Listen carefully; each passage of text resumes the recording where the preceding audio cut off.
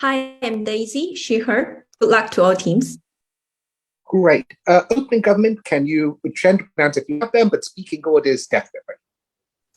Marta will be speaking first. Joseph will be speaking second.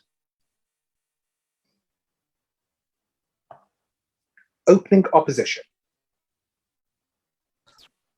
Saram will go first. They use they them pronouns exclusively. Sriyan, that's me, will go second. No perfect pronouns. Thank you.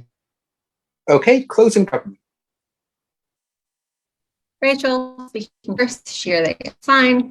Naomi speaking second, she or they, please, thanks. And closing opposition. George is speaking first, he or they. Novak speaking second, he or they.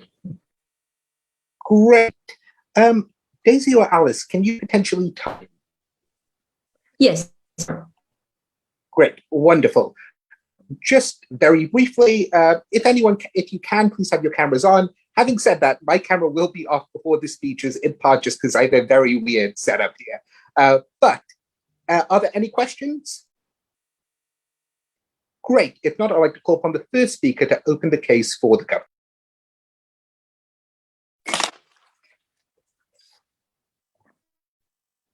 Hello, hello. Hopefully you hear me. Give me just a sec to organize people.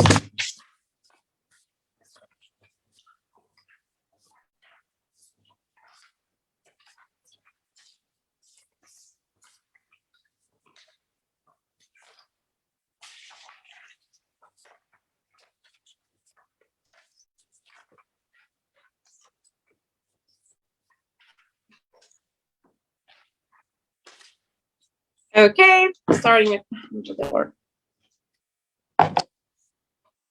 actually starting my speech now in 3, 2, 1. When crisis hit, I have far more trust in Christine Lagarde or Janet Yellen or fucking even Alan Greenspan than I have in Trump, Vucic, or Erdogan, right?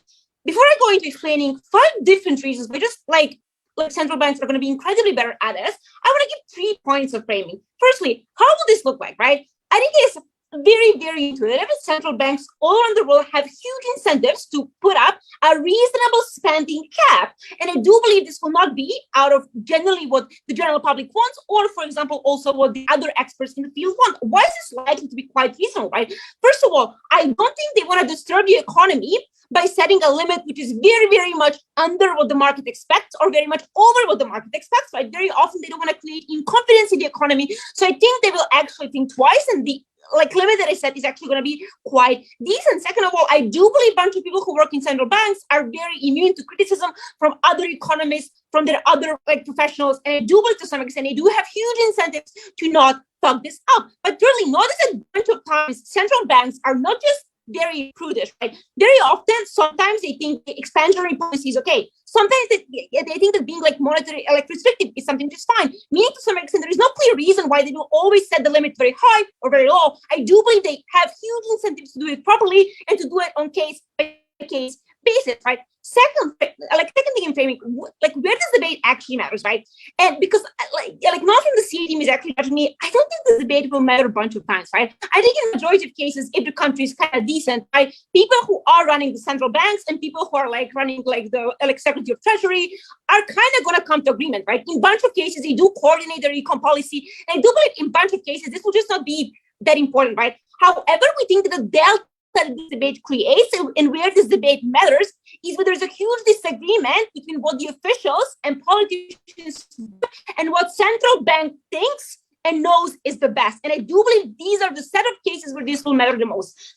Third thing in framing, I just want to deal with the principle because most likely they will try to run this, right? Oh, but now you're taking the principle right away for people to kind of determine taxes, right? I think firstly, notice to some extent, this is fine. But we already are doing this in the moment where central banks are already given the full mandate to do whatever they fucking want in monetary policy, right? And I do believe both oppositions have the burden to explain why the additional things that they can now do is something which is meaningfully, principally different, right? And second of all, I do believe to some extent, a bunch of voters actually just care about effective econ policy because this is something which they can feel on their own skin versus some arbitrary notion of maybe their agency to determine a part of their econ policy is taken away from them. I just don't think this will matter that much. Okay, let's then dive into reasons why generally central banks are going to be quite decent when they set these limits, and why politicians are going to be shit specifically in times of econ crisis. First, and kind of obvious incentives. Central banks don't care about getting re-elected. People who are in power do care. What kind of incentive this gives them, right? This gives them the incentive to pander to what the average voter thinks is actually a good econ policy. However, the issue is that very often the average voter just does not know anything about econ, or at least has some very bare notion. What very often happens, bunch of people just assume that spending is good, right? Specifically in times of crisis, right? So to some extent, this is kind of the incentives that politicians often do pander to, right? That's how, for example, in the US, we ended up with huge amount of government spending, even though every economist basically said that this is bullshit, right? Exactly because Biden and the Democrats know that their constituency thinks that spending is actually good, right? On a comparative, right? We actually give the power to people which are not elected, right? They don't have the incentive. They don't need anyone to kind of love them or vote for them in 3 years, right? That's why they basically have the incentive to decide what is the best econ policy at the time, what will actually be better for the long term, right? So this is why, to some extent, they're far better in deciding this. Second of all, they have a long-term incentive, right? In central banks, like Corinne Fed, they're very often elected for a very long period of time. Very often this is 10 or 15 years, right? And they care shit ton about their reputation, right? They very often care about what is the legacy which they leave in specific institution, right? So to some extent, right, exactly because they don't need to be like re-elected every 2 to 3 years, this gives them incentive to actually not pander, but think long-termly, right? To think what's going to happen in 10 to 15 years, because they're still going to be there. On a comparative, right? Notice how short-term election cycles actually are. This is basically like 4 to 3 years, but often when an economic crisis hits, very often like cycles are even shorter, because very often econ like crisis bring inherent political instability, meaning that very often elections are quite like common, meaning politicians have a very short-term incentive, right? And they actually, even if maybe they want to like look at the long run, they very often just don't have the ability to do it, right? Exactly because they know that they will like potentially not be there in 5 years, right? And that they have the election which is going to happen the next month, right? This gives them the incentive to think short-term and actually fuck up econ policy much, much, much more. Before I go on, I would love to take CEO. If not CEO, then OO. So the Federal Reserve Board is elected, is nominated by the president and approved by the US Senate. If that is true, why doesn't pandering much more increase under your world? I don't think pandering increases much on our side of the house, because I do believe a bunch of these people actually have to be quite professionals. Even if maybe they are elected, they're basically elected to 10 to 15 years quite often, which is far longer than any politician so far. The reason why this is generally going to give better policies is central banks are actually able to make synergy between fiscal and monetary policy. Notice that at the moment, they're basically able to control only monetary policy, which is fine. It actually gets fucked up when people in power decide to take different and very often opposite fiscal policy. Notice it very often, right? ECB is very actually wants to tighten like the monetary supply. However, what actually does happen is government spends a bunch of money, right? Meaning to some extent that ECB is pushed in a corner and has to adapt their policy. This is why very often you push countries even more in crisis, exactly because there is no synergy between monetary and fiscal policy, right? So to some extent, I do believe that gets far better when like central banks are able to basically command both branches of monetary supply.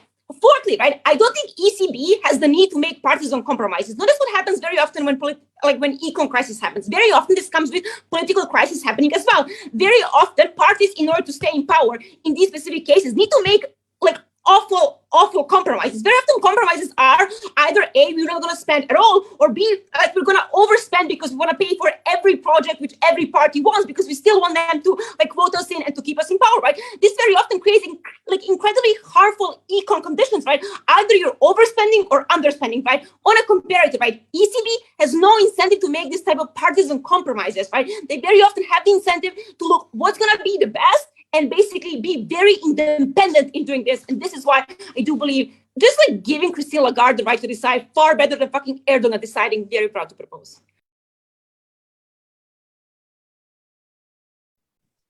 Thank you very much for that speech. I'd like to call upon the first speaker for the opposition. Cool. Just confirming that I'm audible. Yes.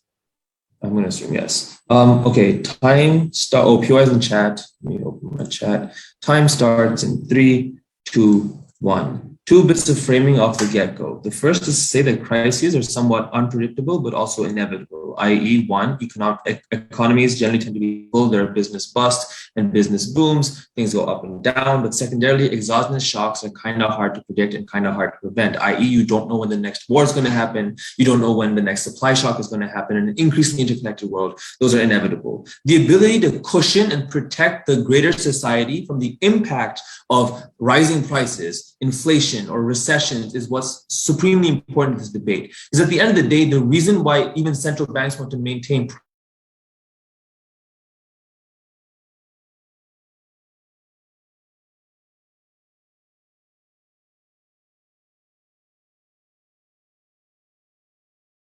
is the side that wins this round. The central claim from team opening opposition is going to be that governments need the freedom to control the size of the budget to do things in the short to medium term that they deem to be important for people's livelihood. Because otherwise people protest, people turn to instability, and that's largely a far worse outcome than bad prices in the short term. The second thing I want to do is just characterize economic crisis for you, because OG does not do this, surprisingly. Firstly, I think economic crises are generally performed through things like exogenous shocks, things like sanctions causing cost inflation. Secondly, through poor regulation of industries, such as the finance industry in 2008. Or thirdly, through uncertainty, which causes a loss in investor confidence. I think the outcomes you want to achieve, therefore, are one, to implement things like better regulation to prevent and increase stability. Secondly, to stimulate consumer confidence. Why then do we think government incentives are better? This is the first argument from side opening opposition. Firstly, I think governments are just more holistic, i.e. they're made up of various departments that engage in internal discourse, i.e. the tripartite state format allows, but also just different departments within local and federal, between like healthcare and education,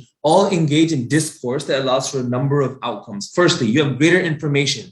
That is to say, you have more information coming from various departments, things like census and demographic control, that allow you to make better decisions and provide a more holistic approach. This looks like multifaceted infrastructure bills that generate both employment, but also decrease things like environmental costs and alleviate things like spending loss. This, I think, mitigates a lot of OG's framing that short-termist incentives are necessarily bad, because I think you have more information to make better decisions in the short term, and that's increasing. Secondly, proximity to people. This is to say that governments are more accountable to their voter base. They have to engage in things like surveys in terms of census and data collection, but also the re-election incentive means you have to listen to people in ways that central banks don't. I think that it's unlike that pandering to voters who know nothing is a silly argument for two reasons. Firstly, I think generally we know that austerity has failed. Look at Greece, for example, but secondarily, people know what they need. In the short term, people don't get what they need, like things like stimulus checks. People can't afford things like healthcare or food. They revolt and turn against you. That generates further instability in the long term. It's probably worse. Third incentive is check and balances, i.e. there are just greater means of check and balances internally between sectors that fight over parts of the budget, but also externally from the public that is watching what you do with their money. Fourthly is a connection to outside actors. This is to say that governments have negotiating power with international institutions that can call on things like expertise, but also things like loans and better funding from things like the IMF or the World Bank. But even if that's not the case, there's also other governments you can turn to, like allies for better aid and funding. The central bank lacks the ability to coordinate these sorts of strategies, and therefore lacks capacity, but also lacks decision-making, like justification and authority. Why does the lack of control over the budget hurt the government? Firstly, a lower budget means you lose out on things like decision-making power, i.e. you can't give aid to people such as stimulus checks when they're facing large amounts of poverty or unemployment. This is super bad, one, because people can't afford a decent quality of life and turn against you, but secondly, because people just get hurt en masse, and usually that hurt means that people turn against each other, which generally causes further stability in the long term and decrease investor confidence. But secondly, the level of ability you have to control exogenous shocks also decreases, i.e. engaging in more aid towards, say, Ukraine is still somewhat better if America can do that, because at least you can help to decrease the long-term impacts of war. If you can give more aid or control budget towards outside actors, you can probably decrease the level of instability in those actors. And that, I think, is something that can help provide some amount of alleviation from economic crisis as well. The point, therefore, is capacity. If the government can't take on debt, it can't be effective. That is to say, the level of poverty increases unpredictably. The ability to have a flexible budget allows for the government to adapt and account for that. The central bank's long-term incentives don't meet those short-term needs. This is the comparative that I proved to you now. Why central banks are comparatively worse. First, they're technocratic, which means that they aren't as linked to the people or accountable to them, which means that any decisions they make are not decisions that are taken necessarily in the common person's desires, but more in terms of investor or price confidence. Secondly, they're immune to critique. Right? This is to say that even if they make a bad decision, it's unlikely they'll hear it in time to be able to reverse that decision. But thirdly, their priorities are simply different from what people need. Things like reducing debt and increasing reserves or maintaining price stability don't often come at the cost of the common person's quality of life. I think that's necessarily bad because it flips all of OG's characterization of central banks being good actors and to say that they have a higher chance of being bad actors too. All of these needs are a priori. People need stimulus, people need subsidies, people need spending, and the government needs to be able to be flexible and adapt to those crises because crises always evolve and are unique every time. They don't often follow the same patterns in 2008 that they do in 2012. Before I go on, CG.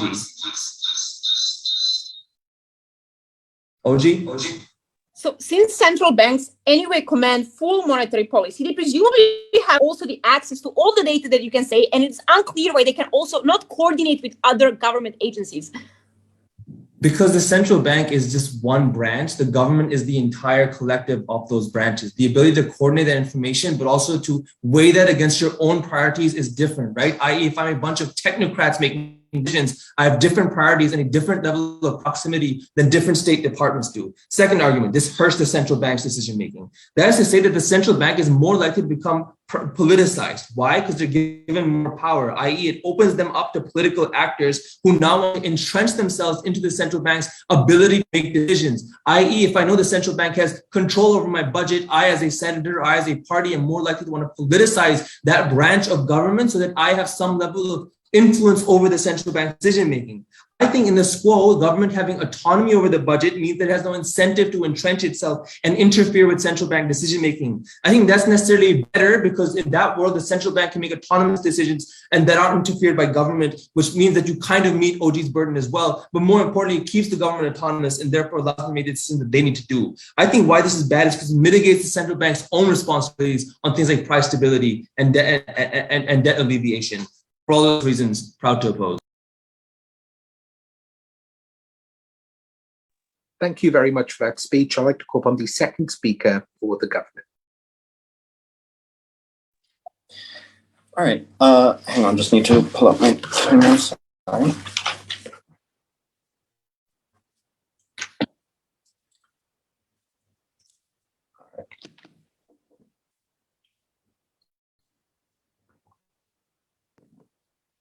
I'm going to start my speech in 3, 2, 1.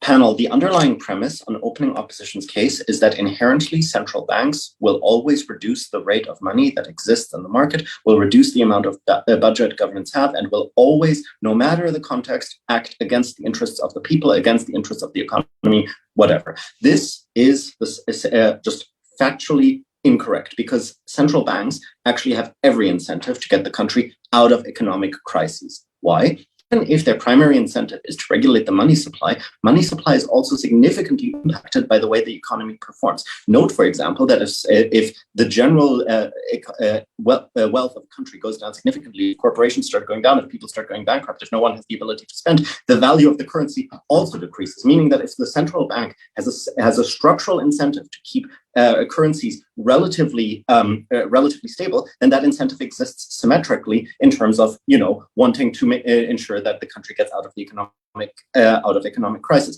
I think what central banks don't have an incentive to do is to act in a populist manner. This is the critical distinction because opening opposition tells us stimulus packages are inherently necessary. Probably, I agree. Probably the United States government could have, even with a smaller budget, budgeted for stimulus packages by, shuffling their budget and not spending $1 trillion or close to $1 trillion on the military-industrial complex, right? The fact that you don't, it is unclear to us why the size of the budget makes it necessary, for the stimulus package. But note that if the stimulus package comes at the expense of the dollar suddenly inflating in price to the effect that today, when people are paid the minimum wage, they can no longer make rent, they can no longer feed their families, they can no longer pay for petrol, they can't make their jobs, they cannot afford anything. At that point, it is not entirely clear to me why that is significantly better to have turned on the money printers, go brr, and fuck everyone across the world. Because when the dollar collapsed, that fucked all of us. Notice that the central bank on the comparative probably doesn't have that kind of incentive because, they want to keep the currency stable. Their incentive is to long-term ensure the stability of the economy and to flatten the amount of both how hot an economy runs and how cold an economy runs, because they have an emphasis on stability. Even if stability would mean, on the comparative, that we get out of the economic crisis slightly slower, as the leader of opposition has explicitly conceded, no one can predict the flow of a bear market or a bull market. No one can predict when an economy crashes or when it recovers, etc. Meaning that to some extent, if that is kind of going to happen anyways, then presumably long-term stability and ensuring that we don't just do what is currently the most popular towards the voters who don't necessarily understand the long-term implications of what they have voted in is probably somewhat unimportant. Note secondarily, however, that it is unclear to us why voting is necessarily the premier mechanism for ensuring the best monetary policy, or even the monetary policy that best reflects the will of the people, because it is unclear to us that the primary mechanism by which the primary motivation that people have when electing governments is the economy. Presumably, people also vote for all kinds of other reasons, such as international relations. They probably vote on healthcare advice, etc. Notice then that it is ultimately unclear to us why for example, the ECB or the American Central Bank or any central bank has an incentive to set the budget lower than where a government could realistically operate. Now, though, we do get a mechanism here for why they're likely to fuck up from opening opposition, and I want to be fair to them, because what they tell us effectively is, but the central bank isn't as integrated in government institutions as they should be, and the government therefore has better oversight of where spending needs to go. Couple of things here. One, that's an is-ought problem. I have no idea why, if this were the alternative, the ECB wouldn't be much more integrated with government spending. Two, presumably, as Marta has pointed out, there's already significant interactions between the Treasury and the central bank. So presumably, they can just pick up the phone and talk to the government and come to some kind of compromise, explain to the government where they need to tighten their budget, explain to the government where they need to adjust tax rates, etc., in order to get the economy out of the ball. At that point, I'm just not clear where opening opposition's specific problem lies in terms of the political will, because ultimately that just seems, like a spending problem, not a money intake problem. Because I think most economies where the government has a significant incentive to overspend vastly above what the ECB, what the central bank would want to spend on, presumably they have more of an issue of not allocating their current funds properly and just want to continue spending as they have and not recognizing that they're currently in a crisis. Note similarly, when a country is in a crisis and a government overcorrects, as in makes their fiscal policy too low, the central bank is similarly likely to also want to, for similar incentives, push up the budget because the government is also making poor economic decisions. Even if their intentions are good and wanting to get the country out of recession, the central banks have the incentive. Note the problem then, the final problem we hear from opening opposition is this idea that, but the central banks will become politicized, their decisions will become bad, they will just make the decisions that politicians want anyways. If that's true, then I'm unclear on what the delta is. If they're just going to basically become so politicized and just act on the will of the people, then presumably their impacts are also not happening. Then it's symmetrically true on both sides of the debate that presumably just nothing changes if they're just another political body which to that effect then doesn't have the impact opening opposition claims. Before I continue, I would like to engage with closing. In both worlds, these two parts of the government work together. I don't see why you get that a drastic change or you get any additional synergy. They will still work. If there is no drastic change, then we can just do this, because if there's no drastic change, then why not? And two, we have explained to you that there are a lot of situations where the incentives of government are basically to short-term fix a patch of problem because they have short-termist incentives. Their incentives is to, in the next ballot, be a name people check. They want you to remember that, I padded your wallet with $200 every month. Please remember that when you check my name, when you check check my name on the ballot box. Politicians have inherently significantly more perverse incentives because of the short-termist nature of their election cycle, whereas central banks, as opening opposition to some extent agrees with us, are significantly more technocratic in their approach, meaning they have a significantly greater incentive to actually want to apply the best rates possible in order to get out of the economic recession. Because additionally, when the blame is starting to be laid at them more explicitly for how things operate, they also will want to probably justify themselves. Notably, however, because they have longer-term strategic incentives, they know that it's not worth trading off the benefit of right now to being criticized 3 years later when then your economy tanks because your currency has been devaluated to the point of being a fucking joke. That is something that politicians, generally speaking, have less interest. We see politicians like Erdogan thinking that printing more money is a genuine way out of recessions. We think it is therefore it's significantly better to stand on the side of technocracy, proud to stand in opening government. Thank you very much for that speech. I'd like to call upon the second speaker for the opposition.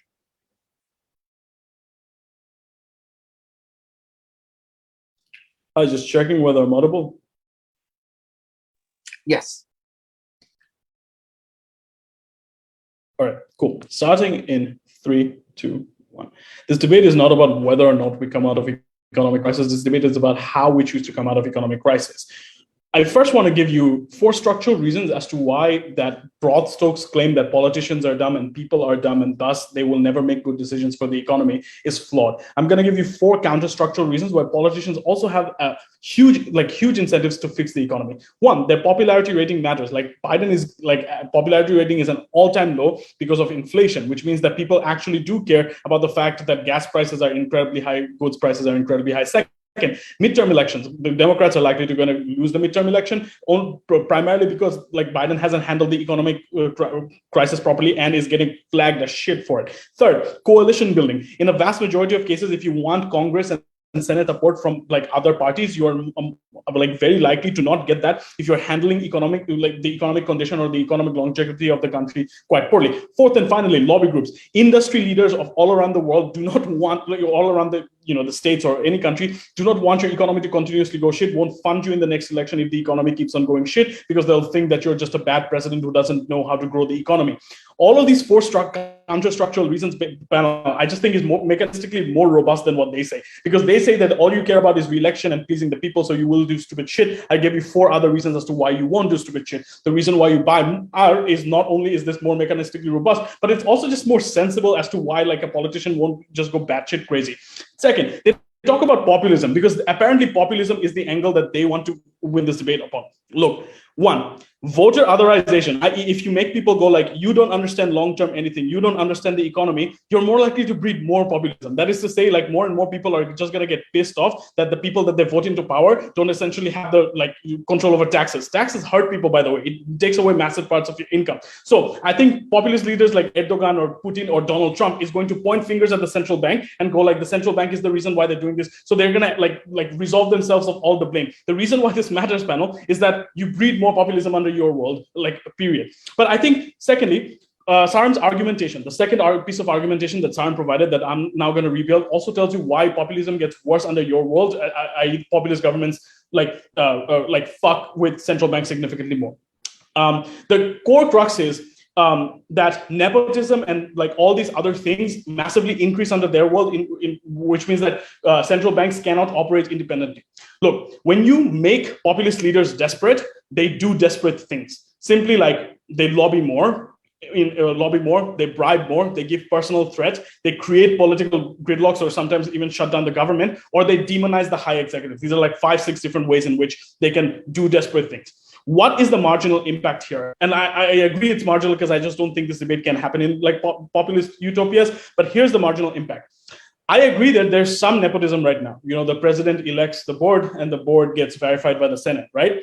But under their world, what happens is after that, nepotism, there's more nepotism because every time the central bank tries to do something, especially on the budget case, these populist leaders like do things like lobbying, do things like create gridlocks, do things like personally threatening them, do things like trying to take them off of power, which means that in every step of the way, central banks tools are now significantly politicized. The reason why that negates the power of central bank is because under our world, central bank is, again, to the best of its ability, a quasi-public, or just like a party that checks the government back. Insofar, it becomes more politicized because, again, populist leaders have an incentive to do this. I just don't think you get the material impacts of central banks, like high executives in central bank being able to think freely and make technocratic decisions, insofar as you make desperate leaders significantly more desperate under your world panel. Please know that this is very important engagement because, again, they try to co-opt the benefit of not having a populist leader like Putin in the sphere, but at the simultaneously just go like, oh, if you give it to central bank, Putin will back off, right? Like, I mean, come on, that doesn't add up. The last thing I just want to refute before going on to my argumentation is that they say that the reason why central banks are currently harmed because there's no synergy between monetary and fiscal policy. The reason why I want to refute this, I just don't think monetary and fiscal policy is supposed to be synergist or whatever the fucking word is, period. Because it's supposed to be flexible and it's supposed to be checked back because these are two sets of different tools, which means that when the government says fiscal policy, the monetary policy is supposed to go opposite route if it is to stop the extremities of the fiscal policy happening. It's supposed to be countered. It's not supposed to be synergist. I just don't understand why it needs to be, because that's the entire point of central bank being a separate body than the government. It's supposed to check back the economic decisions that the government makes. Why then under our world, the government's better? Panel, they literally just try to refute the information incentive that SARM gives you, that the governments are better because they have a tripartite state and more information. SARM gives you 3 additional ones that they don't. SARM tells you, A, they're very moderated, i.e. they have Senate and Congress to check back on them. Second, SARM told you they have a closer proximity to people. The reason why it just objectively matters is because the government understands who's the most vulnerable and caters to them the most. But third, they have international institution collaboration. Why is this important? Because it negates why the government in the vast majority of cases, which are not populist countries, are likely to be moderate and likely to be conscientious of the economic decisions that they make. Why will the lack of power prolong harm under their world? Simply, panel, and this is where the trade-off happens. They're like, oh no, there's no trade-off. They will always agree. No. Sometimes the government will want to give stimulus checks, but the central bank is going to go that increases debt. You cannot do this. Sometimes the government is going to try to help Ukraine, but the government, the central bank is going to go no. But before I move on, CG. Yes, we're going to explain to you that regardless if these policies are identical, the fact that a more trusted body is making them means the economy will be more stable and recover faster. I already told you that A, they're just because they're away from the public doesn't make them more trustworthy. But 2, I've told you why these populist leaders that OG talks about will now pander to them significantly at a higher degree, which means that they won't have the independence that they have under status quo.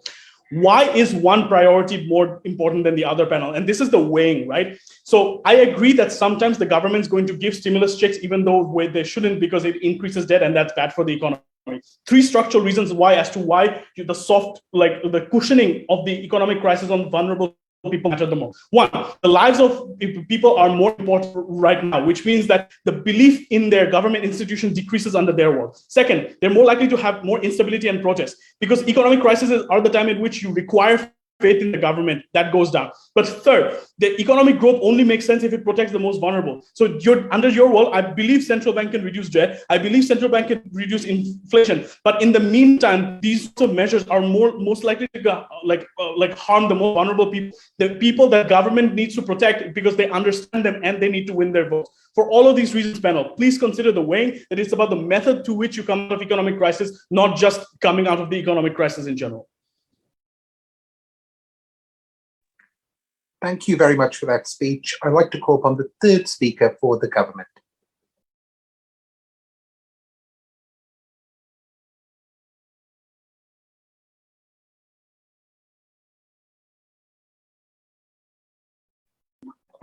Sorry about that. Recording my paper. Oh, I hit the room button. Yeah. Oh no. I'll turn it off. Sorry, guys. Sorry. I was very surprised as to what was talking. Cool. My favorite here. I'm gonna start in 3, 2, 1. Marta says she has more trust in the management of the central bank than in the government. She doesn't explain, analyze, or impact why she feels this way. I'm going to explain to you why Marta feels what she feels and why other people feel the way Marta does and why that is important, i.e., why even if the government and central bank have the same policies or the same like incentives or ability or whatever to have good policies, or even if the government policies are better than the central bank's policies, why the central bank's involvement makes rebounding from crisis significantly more likely in less amount of time and due to additional buy-in from society and additional cooperation from the people within the state. Why is this the case, right? Because why do people see the government as responsible? Because know that the government was in charge at the point at which you entered an economic recession or economic crisis. Two, we think that each party has the incentive to slander the other party and blame the economic recession on the other party because they have the incentive to get elected in the next election cycle, and they want to distance themselves from this economic crisis. And so they're going to spend extra time painting the exact situation and the exact harms that the citizens are currently experiencing and pushing that and saying this is a 100% to blame the people that you ought to be blaming. And if you want to make changes, if you want to change society, you ought to remove them from government. And the people in power are also going to be saying this about their opposition party, i.e. we are the only people who can change the situation. We are the only people, and it's only because the lack of ability to pass legislation that we ended up in this situation, which means that people within the government have the incentive to convince the voter base that the government as a whole is not competent or not able to pass legislation that is effective in creating a positive economy or a good economy. Note that also, corporations and businesses also have the incentive to shift blame for rising prices and for changing like policies and changing actions around the crises onto the government because they do not want backlash and they do not want to take blame upon themselves. And so they're going to point out that, hey, this is the government. This is not our fault. This is like, if you want someone to complain to them. But, And also note that each party at any given point in time has also probably entered you into a crisis prior to this, even if it's not this specific crisis. So they've already shown that they are also inept. So they're not necessarily a better alternative than what you had in the status quo. The opening opposition says, what if you would manage the crisis well or whatever? But even if you manage the crisis well, even if you do well in the past or you're doing well now or whatever policies happen now are good, you can always be better. So let's say in the COVID pandemic in Israel, we had very little deaths in the beginning, but there was still significant backlash against the government and the government policies for both having extreme restrictions and for relaxing the restrictions and for the economy. So there is no way that the government is seen as a competent body or a body that is doing what is in the interest of the people, etc. Why do they not have these views on central bank? Firstly, insofar as the central bank is often nominated, know that we're not only talking about the US, but people in the central bank are actively bipartisan, actively nominated by both parties and by many people within the political system over time, which means that we have people of different economic opinions within their things and people of different party affiliations. So they're not seen as identified to a specific party. And also the central bank actively distance themselves from partisanship and from advocacy for political campaigning, etc., as part of their thing. And differentiation of powers, etc. But also know that the government has an incentive for a good relationship with the bank. So they're unlikely to center or put blame on the central bank for the activity because they want in the future, given that these are the same people who are going to be in the central bank, or many of the people are going to be the same, even there are some different ones, they have the incentive to in the future have collaboration and have good interest rates or whatever, and to be able to advance their policies. But also people and companies have the incentive to also have good relationships, to have good ability ability to get loans. The individuals working in banks, etc., also have these incentives. So they're unlikely to slander and put this hate, put this backlash and criticism on these, like, not criticism, but like defaulting to the worst scenario or incompetence, right? So you're more likely to have more belief because you have less negative discourse about them from the get-go. Why is the lack of trust in policies important? Because if you think someone is a bad actor, or you think they're going to be incompetent, or you think they're going to compromise stupidly, you're going to prepare yourself for a situation where what they do doesn't work, and you're going to expect what they do not to work. And so you're going to have less buy-in because people are already preparing for the crisis to never end or for the policies to not work. Before I continue into the impact, I'll take CO. I want to know what you're going to run. CO? No CO. Oh. Yeah, all the reasons of backlash you gave is the single biggest reason why governments are not going to be just blatantly stupid about their fiscal budgets. Yeah. It's also just true that stimulus checks sometimes are more important. Fine. Governments can be brilliant. They can make the best fiscal policies and the best budget policies. The problem is that people don't believe that is what they are doing. Right? And when people believe that the government is incompetent or the government is making bad decisions, they protest against it because they have seen this incompetence and they do not want this incompetence to continue. They push for political change, which means that even if the policy is good, it won't work because it's going to be changed by the next people in power before it actually gets the outcome it wants. Right? This means that people have less confidence in the economic rebounding, which means they are less likely to, they're more likely to keep their money in savings, so they think they won't get very much in the short term or in the next extended period. So they want to ensure they have money there, which means that they are less likely to spend it and to invest it in the economy, which means that they have less money within the economy. And that means that people who need money are less likely to get money because people aren't spending money.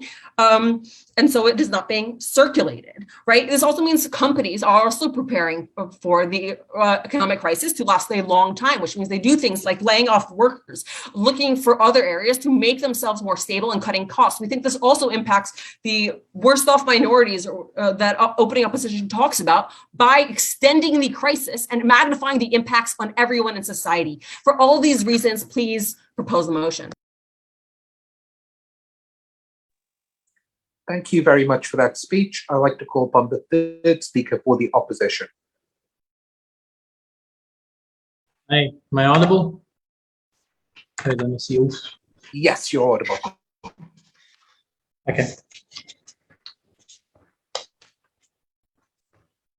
Right, I'm starting in 5 seconds.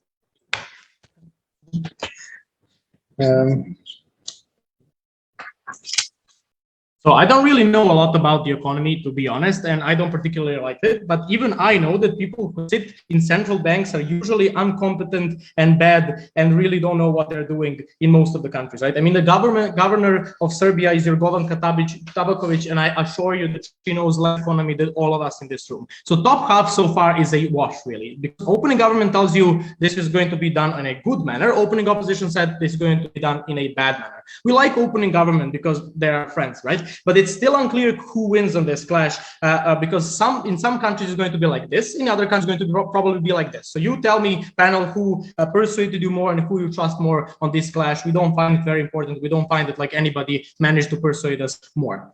Prior to going on to into our extension, one very important piece of framing. Notice, this debate probably doesn't have a big effect in developing countries. Why? Because here, even though in theory, this would mean that like central bank control fiscal policy, right? It would still be under politicians, right? Notice, imagine Vučić letting central banks decide all of these things. Literally no effect, right? Why? Because number one, there is corruption. Because secondly, these people are chosen by the politicians. Because you have no institutions. Because you usually have no civil society, no NGOs, and people are generally unaware of these problems. Meaning that no matter which of these you choose, they're probably still going to be run by politicians, and politicians are probably still going to do most of the fiscal policy anyways, right? Notice that then this debate takes place in different places where you have the institutions, have the civil society, such as the EU, the United States, and everything else. This framing is going to be important for my second argument, so I'm going to let you know when this actually happens. So let's talk about number one, right? Notice that if you limit the budget of the politicians, and Marta says this is going to be reasonable, but you're still going to have to limit the budget of the politicians. There are a few reasons why this is true. Number one, notice that you don't necessarily know how long the crisis is going to last,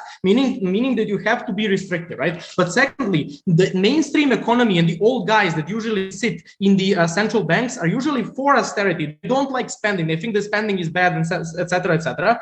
Thirdly, notice that it is usually in their financial interest to have less spending, right? Because they're usually themselves rich, want less tax and things like this. So notice that you necessarily do have to have a limit towards budgets, even though it's usually going to be solidly reasonable. You still have to cut on budgets. This is like the principle of this debate. So why is this important? If you do this, notice that you will that politicians, what they end up doing is cut or give up on long-term projects which don't lead to good like immediate effects, right? Why is this true? Number one, because it's a crisis, right? So politicians want immediate effects. They that makes them look like they don't know what they're doing. They're doing a good job through crisis.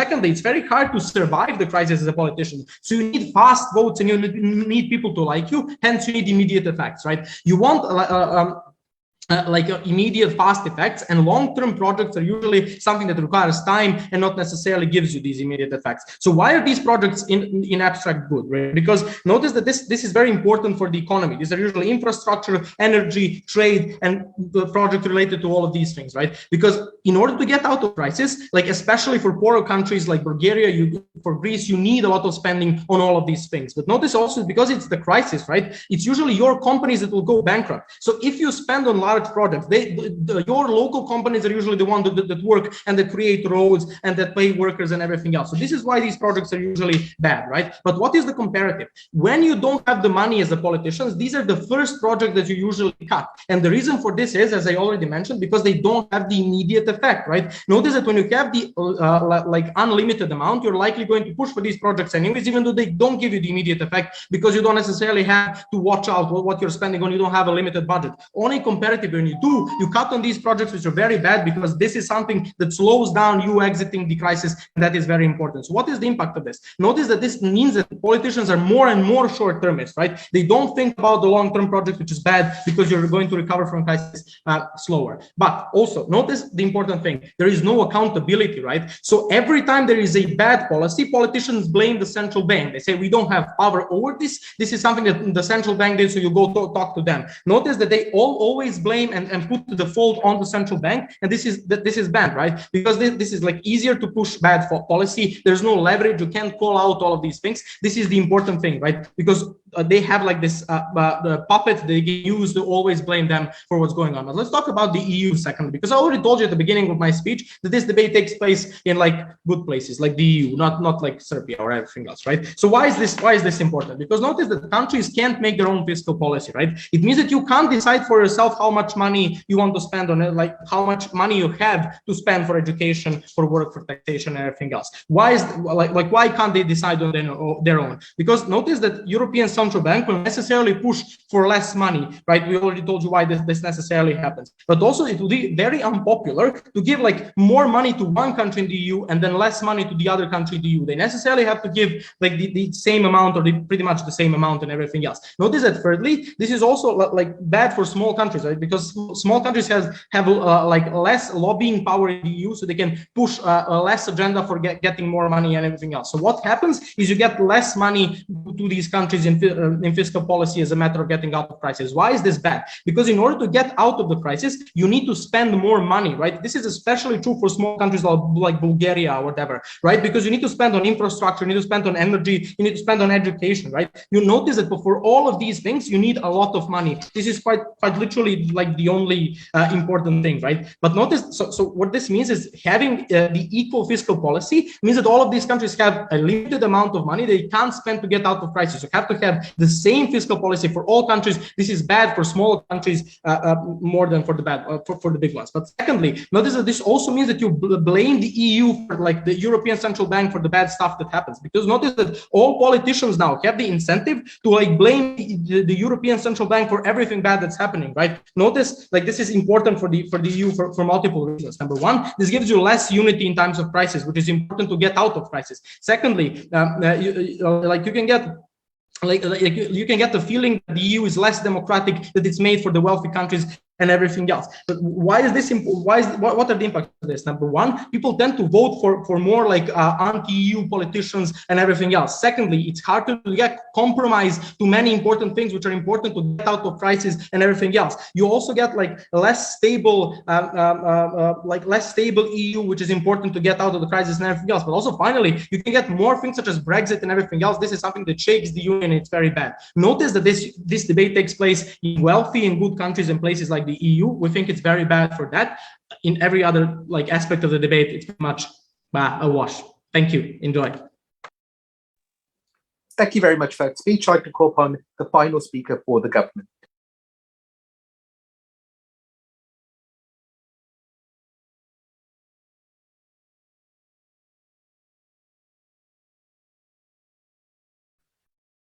I'm not going to hit the window this time. I'm confident. I appreciate it. Cool. Just a moment. I just want to make sure I have my pages in the correct order, because otherwise that would be very, very sad. Lovely. Okay. Yes, I like this order. Cool.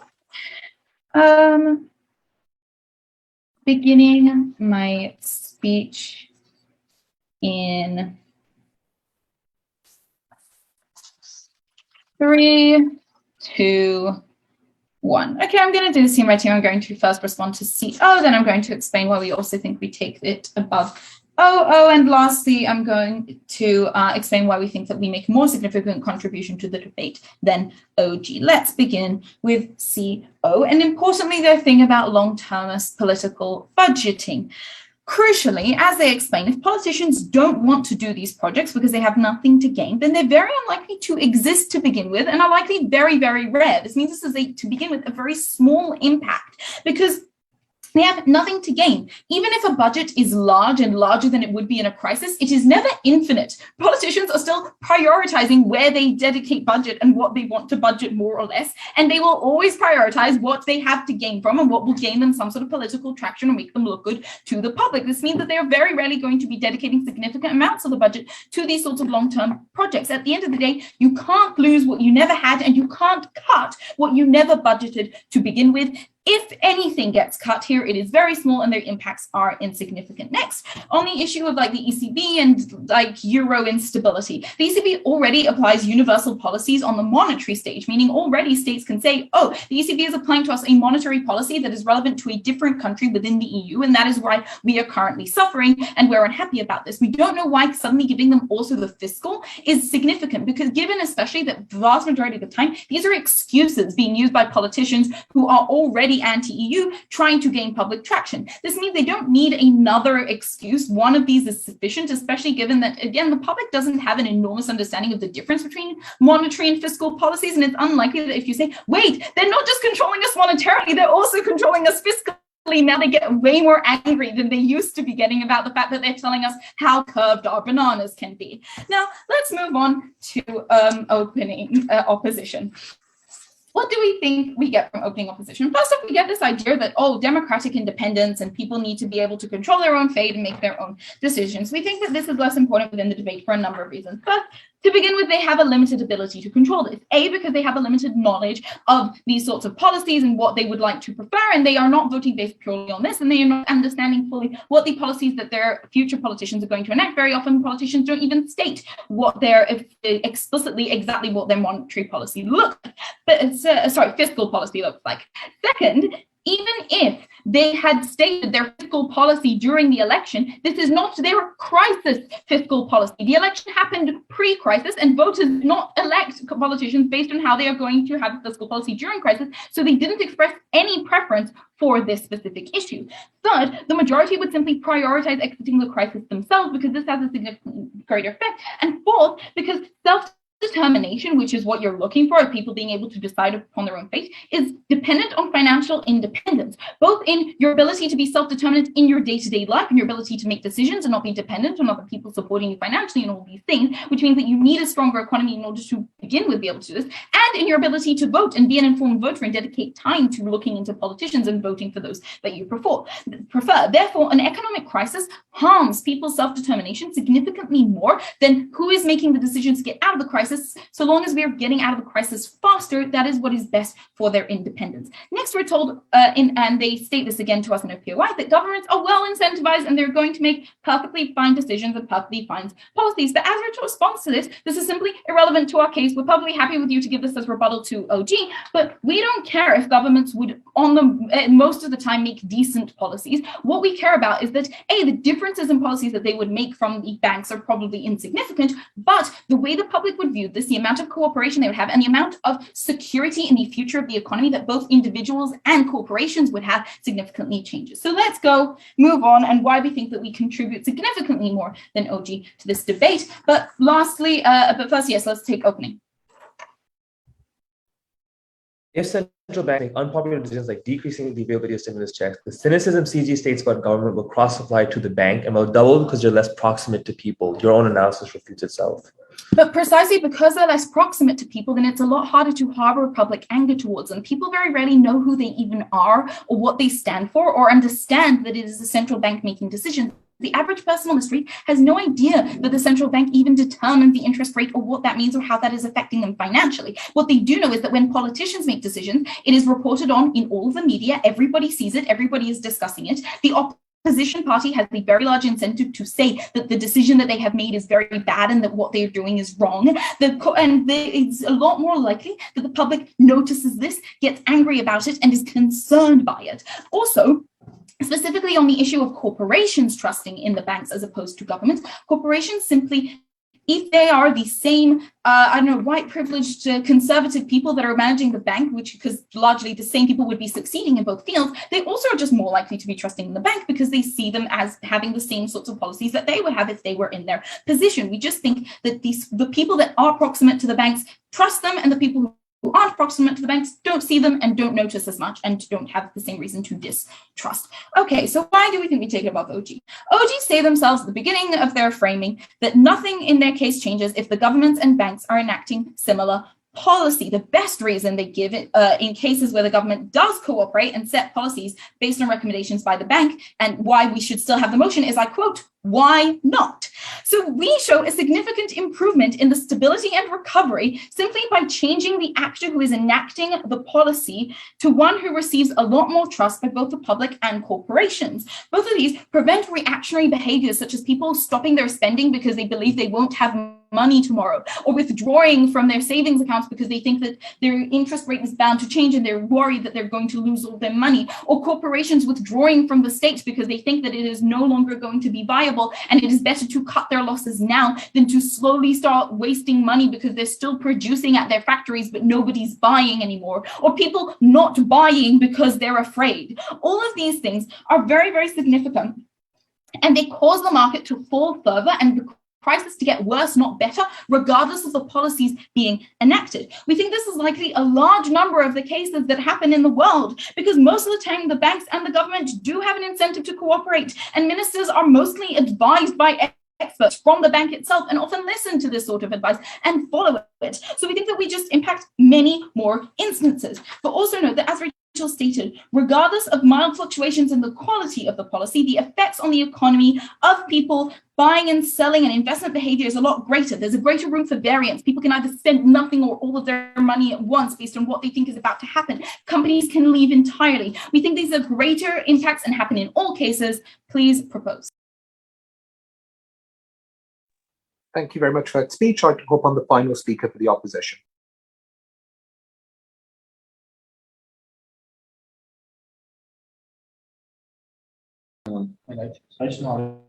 Hi, just to check, can you hear me?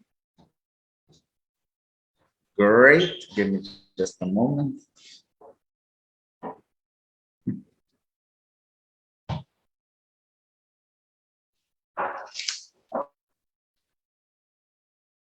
Okay, Georgia knows about sports, I know about economics. Let's do this. What are the responses why we get and why they don't matter in this debate? First, they tell us about the long-term projects. Oh, look, they don't have this incentives in the status quo to do it in time of crisis. They wouldn't do it anyway, or that would be significant. Like, notice that in order to realize that this is simply not true, you just have to live in reality. In times of crisis, countries all the time, they still, in majority of cases, they still build this stuff, they build highways and so on. all of that still stands. But notice that even if they in the status quo, they prioritize the short term, and we agree to a large extent they do. Notice that still they want to get elected even after that. Like they want to stay long-term in power. So there is still some incentive to build that port, build that highway, and so on. Second, like you probably need to spend at least somewhat a political capital to actually cancel a project. So when do you cancel a project?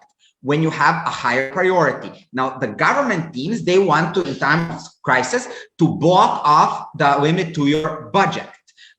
So what are you going to cut first? You're going to cut first the things that are somewhat of a priority. And those are these things that you need in the long term. Like Georgia tells you, you need them to actually prosper. You need them to build out the infrastructure. You need that in order to keep your companies alive in the next 5 years and so on. So that's the thing that you're going to cut. You're not going to cut the pensions. You're not going to cut any of that. And notice that we don't even have to do that much analysis, because OG proves us that politicians are short-termists. We say when you limit them, they just become more short-termist. Okay, what else do they tell us? Then the closing team tells us, oh, look, the ECB does monetary policy, but fiscal policy would not change that much in the way that people view it. Notice what is monetary policy? Setting interest rates, currency, selling and buying. What's the connection? Like, and even since the connection is not that strong, at least in the way people perceive it to the everyday citizen, it's still a major talking point for the people that hate the EU and so on. But what is fiscal policy, and why is it so much closer to people? Fiscal policy limits how much you can spend. That means how much money in total goes to your hospitals, how much goes to your roads, how much goes to your education, how much your teachers are paid. That's why it will be a rallying cry. If you want to kill the EU, this is a good motion to do it. Congratulations. Like, notice, can you imagine how a powerful tool that would be if they could say, both politicians in power could say, look, we would live good lives, but they don't give us enough money to pay our teachers well, to pay our everyday citizens, to give healthcare and so on. And how frustrated the people would feel. The EU already lost quite a significant member, and in many states, it is not that popular. There is support for leaving the EU.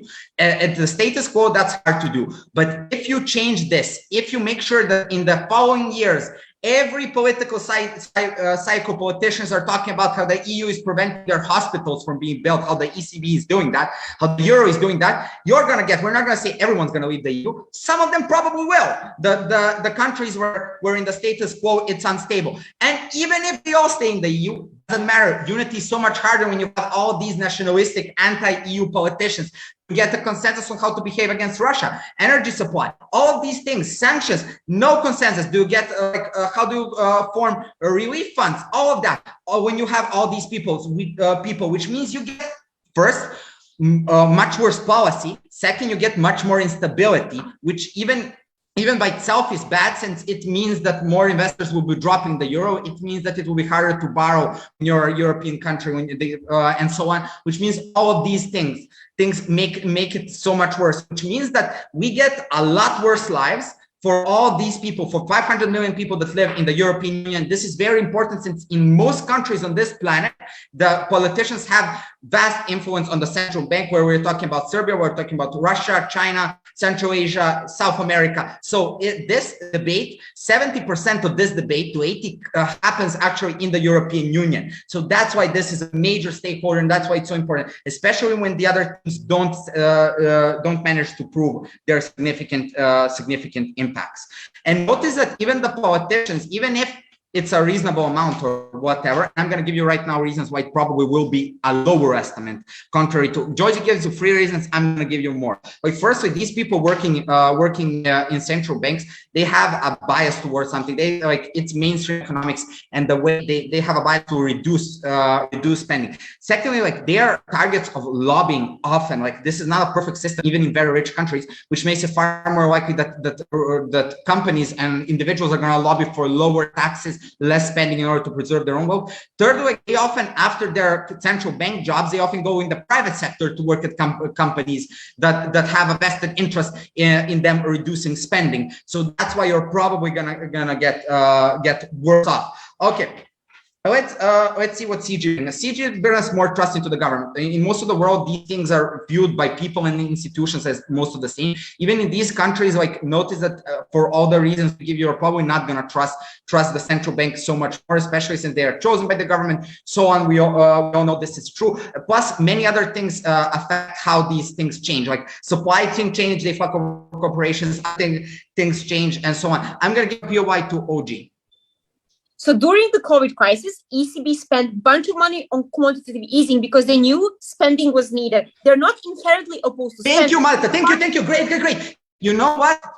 Like even that for many countries, it's very dubious if it's enough. Oftentimes there were problems with allocation, problem with all these different things, and oftentimes in the past ECB has not spent that much. Oftentimes there was pressure for austerity, for things that didn't work. And this is what Georgia tells you. This is going to fuck over not small countries, like physically small, like underdeveloped countries that need to spend more in order to build up their infrastructure. Countries like Greece, like Bulgaria, like the Czech Republic, like someone like Croatia. Those are the countries that are whose spending is gonna be limited more for all the reasons Georgia tells you. Sometimes, even if you prove that sometimes central banks are gonna behave reasonably, we say that probably sometimes, like in the past, like Greece, they're not gonna behave like that. And notice that many of our, like the majority of our case stands, even if they're completely rational, they give completely reasonable, because the politicians are still gonna blame them, because they're gonna say that they are regulating all of that. That's how we crash actually Europe. That's how we get less European unity. We don't get enough spending in underdeveloped European countries that need to prosper because they need all these things. So this is, if you want to ruin the lives of 400 to 500 million people, congratulations, opening government. You found a great way to do it. Is Russia paying you? Be honest, Malta. Thank you. Thank you very much for that speech and everyone for that debate. If you all leave the room, we'll try and give you an adjudication as soon as possible. Thanks everyone.